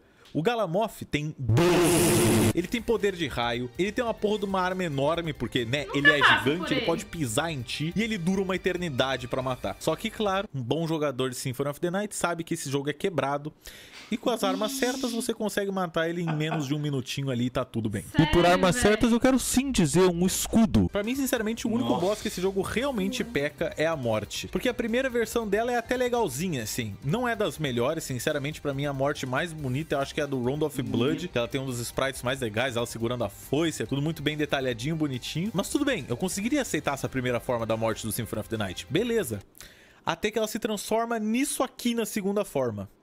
Que acho que até hoje é um dos piores designs de segunda forma que eu já vi na série Castlevania. E olha que eu tô sim me lembrando do cabeção enorme do Drácula no Harmony of Dissonance, tá bom? Às vezes não é a morte. Aquilo lá jamais será perdoado. E claro, tem coisas especiais sobre esses inimigos. Tipo, tem o Cthulhu nesse jogo aqui, só que tem um grande problema sobre ele. O nome dele não é Cthulhu, é Malak. Bom, beleza, talvez eles não pudessem usar o nome, né? Por ser de um escritor na época, talvez não pudesse, né? Beleza. Não, na verdade o nome dele nunca foi esse. Em japonês o nome dele era Evil, e por alguma razão quando passou para os Estados Unidos eles traduziram para Malak. E tudo bem, beleza, o Cthulhu tá num jogo aí com um nome diferente. Até que você repara que o nome Cthulhu, na verdade, tá no jogo, só que em outro monstro. É nesse cara aqui, esse corno, que não tem nada de Cthulhu. O nome dele em japonês era Devil, que é só demônio. E aí, quando foi traduzido o jogo, eles meteram, não, beleza. Esse aqui é o Cthulhu. E o Cthulhu, ele é Malak.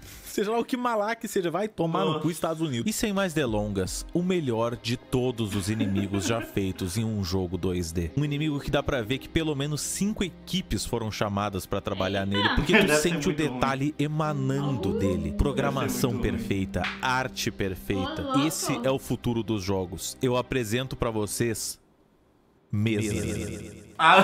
Mas calma que essa não é uma mesa comum. Ela tem também um vaso de plantas voador. Vamos dar uma olhadinha nos monstros extras do Saturn, que eu realmente não sei o que dizer pra vocês. Eles apenas são muito mais feios do que os outros. O que eu sinto é que muito provavelmente um artista diferente fez esses monstros, porque nenhum deles tem nada a ver. Eu acho que a gente já comentou sobre a árvore com o rosto ridícula e o fantasma que usa aquele design meio lençol da vida. Mas a gente também tem o quê? O poltergeist mãozudo, o líder esqueleto que parece ter um cabelo roxo, sei lá que desgraça é essa, um demônio bombado e mãozudo de fogo. Tá pegando fogo, bicho!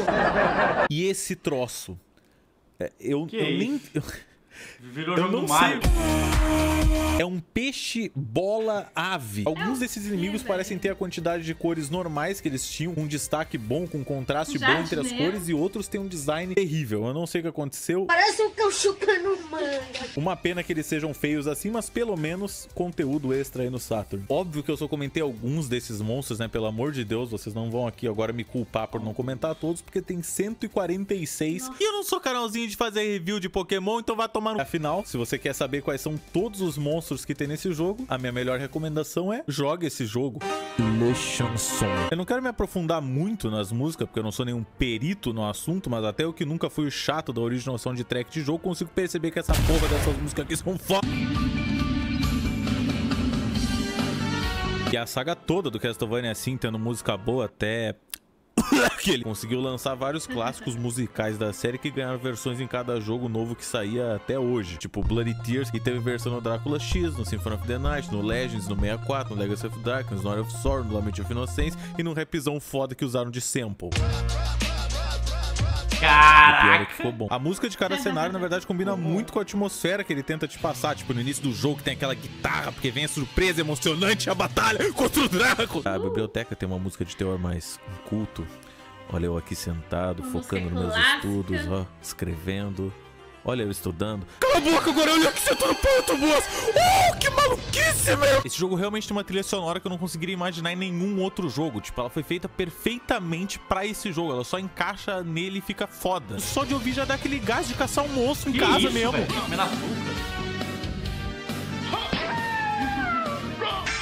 Um exemplo de quão marcante as músicas são é a música do próprio menu do jogo, que até hoje, se você sussurrar um som que pareça com algo próximo do que é dito aqui, os fãs de Castlevania vão surgir do além, metendo um passinho do romano, só de lembrar da qualidade dessa obra-prima. E eu não iria me perdoar se eu não falasse sobre isso, mas tem um segredo gigatônico nos PlayStation 1s, que você conseguia usar ele pra tocar músicas. O Play 2 conseguia rodar DVDs, então você conseguia ver filme no Play 2, e o Play 1 você conseguia rodar CDs de música, então você podia ver aquele seu CD da Evanescence que tinha capa quebrada.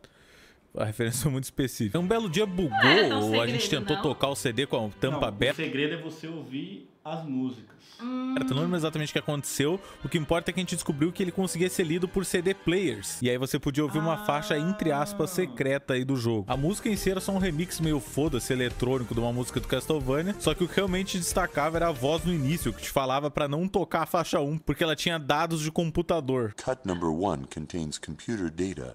So please, don't play. Então da primeira vez que eu achei isso foi completamente sem querer e eu fiquei com o cu na mão achando que tinha um homem do FBI me vigiando através do Play 1. La conclusion finale. Hoje em dia a gente não precisa mais usar um emulador de PlayStation 1 se não tem um PlayStation 1 em casa. Hoje em dia a gente tem esse jogo em vários consoles diferentes. Inclusive ele saiu até uma versão pra mobile dele que funciona igual ao jogo normal até onde eu estou sabendo. Então você tem todo lugar possível pra jogar Symphony of the Night. E se você gostar dele ou quiser até outros jogos, tem várias sequências de Castlevania que seguem esse exato estilo, como o Hour of Sorrow, o Dawn of Sorrow, que inclusive aparece o Alucard. Os Castlevanias 2D pra mim vão ser sempre os melhores, até porque a última tentativa deles de transformar a série em uma série de 3D foi com os Lords of Shadows, que muita gente fala muito bem, diz que é um jogo épico, legal, não sei o que. Só que pra mim, que conhece Castlevania, sabe que isso aqui não é Castlevania, isso daqui é outra coisa, raiz, pode até ser que seja legal, mas eu gostaria que não tivesse o nome Castlevania antes disso, porque essencialmente seria como lançar Grande Família hoje em dia, só que com nenhum dos personagens personagens da grande família. E por falar em cuspir na cara da série, isso é exatamente o que aconteceu no triste dia em que a Konami resolveu fechar as portas para algumas das suas franquias. Sim, cheguei nessa parte triste do vídeo em que eu devo informá-los que esse jogo todo, que mudou o caminho desses jogos de exploração 2D, que tem tudo isso de conteúdo, que acertou em cheio em vários e vários jogos seguidos, simplesmente foi uma franquia descontinuada pela Konami. Tipo, mesmo eles ainda podendo fazer isso, eles simplesmente escolhem não lançar nenhum jogo 2D bom de Castlevania, inclusive cancelando alguns que iam ser lançados. E eu sei que pra vocês não ter uma continuação 2D do Castlevania é uma das coisas que menos importa no mundo, mas eu vou acertar onde dói então aí pros gamers de plantão. Isso foi na mesma época que o Kojima, né, o Hideo Kojima, foi mandado embora também. O que é muito bizarro, porque na época ele tava trabalhando num projeto enorme, que é seu Silent Hills, um dos melhores Silent Hill de todos, tanto que quando a demo saiu, todo mundo ficou tão impressionado que até hoje, se você tem um console com ela, ele vale muito dinheiro. Até que do nada ele é demitido da Konami, o Igarashi também sai da Konami porque não quer mais participar dos estúdios. E por que, você se pergunta? Porque a Konami resolveu dar uma focada em outros mercados, tá? Negócio de videogamezinho muito ruim. Sabe o que é o real negócio? Máquinas de caça-níquel. Tudo bem, porque o Koji Igarashi sobreviveu e o que ele fez foi incrível. Ele lançou uma campanha de crowdfunding no Kickstarter alguns anos atrás para um pequeno joguinho que ia se chamar Bloodstained. Um jogo que, explicando de forma bem simples para vocês, era para ser o Castlevania 2. O Iga gostava do que ele fazia, ele queria seguir fazendo isso, mesmo que a Konami não quisesse. Então ele não podia usar o nome Castlevania, mas ele podia simplesmente fazer um jogo igual com as mesmas ideias que ele sempre trouxe. E foi isso que ele fez. O Kickstarter ganhou milhões e milhões de dólares e alguns anos depois, finalmente o jogo estava pronto e saiu. E até hoje saem atualizações para esse jogo e provavelmente num futuro próximo a gente ainda vai ouvir mais sobre ele, porque eu acredito que ele tenha sido sim um sucesso de vendas. Então fico feliz aí pelo Iga, que ele conseguiu seguir fazendo o que ele gostava e trazendo aí alegria pros fãs dele, como eu, que me diverti bastante jogando Bloodstained. Esses jogos são parte do que me fez começar a programar jogos, inclusive o meu sonho até hoje é que eu possa um dia lançar um Metroidvania. Eu não me importo de alguém jogar ele, eu não me importo de nada disso, eu quero eu produzir o jogo pra eu saber que eu fiz. Mesmo que eu demore 25 anos, se um dia eu lançar esse jogo, eu acho que eu vou estar assim com a minha lista de sonhos concretizados, porque é o que eu mais quero na vida. Eu comecei já um projeto, eu tenho alguns inimigos, eu tenho um castelo, eu tenho as coisas. Eu que tô fazendo toda a programação do jogo, contratei alguns artistas pra fazer algumas partes da arte. Só que infelizmente, por mais que não pareça, eu não sou totalmente vagabundo. Eu faço trilhões de coisas no meu dia e programar jogo é uma coisa que demanda tempo, então eu quase nunca encontro tempo pra programar isso. É uma coisa que me deixa muito triste, mas a vida é feita de escolhas e eu escolhi gostar de 900 coisas ao mesmo tempo, e infelizmente algumas acabam sofrendo por conta disso. Mas realmente, se não fosse Castlevania, eu não teria começado a programar jogos, não teria feito isso que eu fiz aí, que tô mostrando pra vocês agora. Talvez não tivesse feito amizade com meu amigo Arthur, que os nossos primeiros assuntos eram justamente sobre o Symphony of the Night, que era a única coisa que a gente via em comum naquela época entre a gente. Logo, eu também não teria continuado a fazer o meu canal do YouTube em 2013, que eu justamente voltei jogando Symphony of the Night com o Arthur, que é uma coisa que até hoje marcou muito a nossa amizade, e seguidamente a gente se lembra e até rever essas séries de Castlevania que a gente fez na época. Não teria feito minha primeira tatuagem, que foram justamente dos sub-itens do Castlevania. E digo isso sim com a dor e tristeza de ter que carregar esse cristalzinho pra sempre comigo. E talvez não tivesse me interessado por diversos tipos de jogo que hoje em dia são os jogos que eu me interesso. Até mesmo o Dark Souls, que é basicamente o Castlevania 3D. É o mesmo sentimento de explorar um castelo que tu desconhece, e eu queria muito, às vezes, voltar a esse sentimento. Apagar o Symphony of the Night da minha cabeça completamente e poder reexplorar ele assim pela primeira vez, dizendo uau. E talvez algum dia eu realmente chegue a ter essa experiência, porque existe um cara chamado Esco, que ele tá fazendo um Symphony of the Night 3.0. Ele recriou a engine do Castlevania do zero e adicionou muita coisa nela, e ele ainda chamou artistas muito bons pra trabalhar com ele. Então aquele lobinho lá que era todo magro, parecendo um vira-lata esfomeado, que nem eu falei, se tornou um lobo que realmente parece com o design normal do Alucard. Ele colocou animações novas de ataque pro Alucard, então ele não vai mais usar só uma espada, ele também vai ter animação pra lança. O morcego não precisa mais ficar voando, o morcego também pode ficar no chão. O cara tá adicionando trilhões e trilhões de sistemas novos, e eu tenho certeza que esse jogo vai ficar incrível se ele colocar todo o amor que um fã de Castlevania tem pelo jogo. Porque pra mim, até hoje, a fanbase de Castlevania é uma das que mais é apaixonada em fazer paradas detalhadas, porque é assim que eles aprenderam com os jogos da franquia. E é isso, rapaziada, essa foi a review aí do Castlevania Symphony of the Night. Eu sei que as minhas reviews, elas são sempre estranhas, não sei se dá pra chamá-las de review exatamente, ou eu passo por cima das coisas que eu acho mais legais, que eu acho bom de destacar, e que eu acho que trazem a vontade, assim, da pessoa talvez jogar esse jogo. Não faço ideia de como é que esse vídeo vai ir, porque querendo ou não, é a primeira vez que eu trago um título aqui que não é engraçado de forma nenhuma, e nem 3D, né, um jogo antigo e 2D, mas vai ser um teste pra mim, se a galera vai curtir esse vídeo ou não, se a galera curte qualquer vídeo longo, vídeo pra caramba, todo mundo pedindo, pelo que eu tô falando sobre. E se vocês gostarem, podem crer sim que eu vou trazer mais vídeos longos sobre jogos, porque vocês sabem que eu gosto muito de produzir isso, porque eu tenho mais tempo pra falar as coisas que eu quero falar sobre essas bobagens. Muito obrigado por ver o vídeo até aqui, espero que você tenha gostado da experiência que a gente teve aqui junto hoje. Não esquece de dar uma olhadinha aí no link na descrição e tamo junto. Oh, yeah. Gema Please, colocando todo o carinho dele em algo que agregou na vida dele. Olha, você vê que ele ama mesmo, Na minha primeira jogatina desse jogo, fui atrás de 200% e valeu a pena, só que a dor de cabeça depois durou mais. Ave Maria. Isso é Gema Please, senhoras e senhores. Não sei se eu consigo jogar jogo assim tão antigo hoje em dia. É um desafio. Você não tem nem tempo pra início de conversa. Pois é. E até a próxima. Tchau.